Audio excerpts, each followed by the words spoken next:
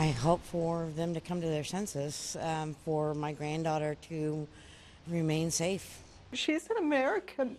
She's not a Mexican. She didn't come from Mexico. She's never lived there. She doesn't even know she's not coming home. Keep my granddaughter here. That's all I'm asking, is that they keep her here.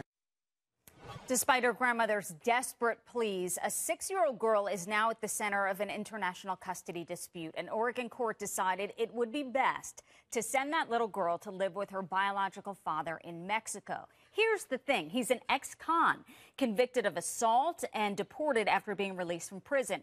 Her mother is a recovering drug addict. The little girl lived with her father until he was sent to prison and currently lives in foster care. The girl's father says she belongs with me. He says he can provide a stable home and schooling, but once she is there, it will be up to the Mexican authorities to monitor her safety and well-being.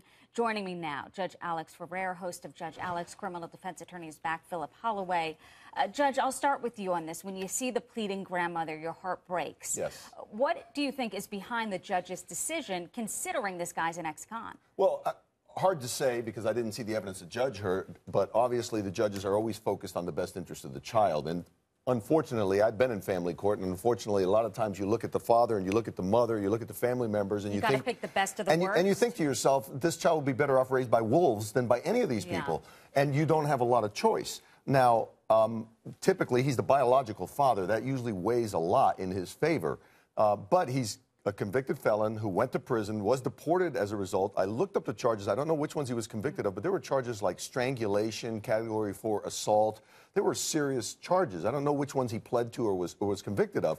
But, you know, you tend to believe there's got to be a foster family who would be better than taking the child, shipping her to another country where she's never lived, to a father who was deported after being released from prison. And like I said, though, I didn't hear the evidence that the judge heard. A foster family that would probably love to have this little girl. Philip, I've read that the Mexican authorities will check in every 6 months on this little girl. Do you think that will happen in your experience as an attorney? Does it happen? Do they follow up with these kids? Well, with Mexico, you can only hope. There's not a lot that can be done to ensure what another country might do because it's kind of out of the state's hands once the child goes to Mexico.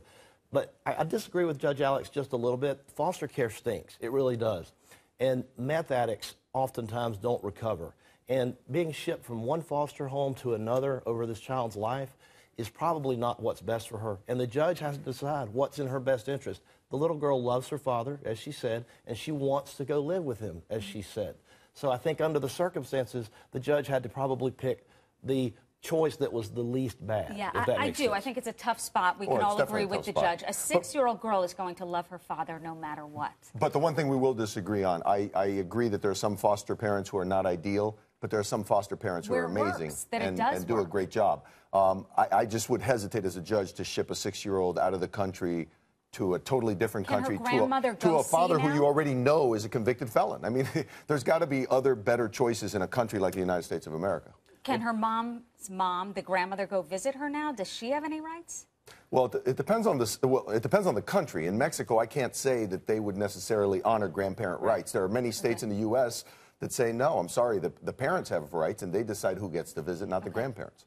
Yeah, that's correct. Grandparents, typically, their rights take a back seat to the rights of biological parents. Now, I will say this. They did a home study. The man works 2 jobs. He has extended family down there. All of those people have pledged to help take care of this child and to help raise her. So we can only hope that the judge made the right call and that the child will be well. Can this change quickly if the mom gets better? Can we see the child back with the mom?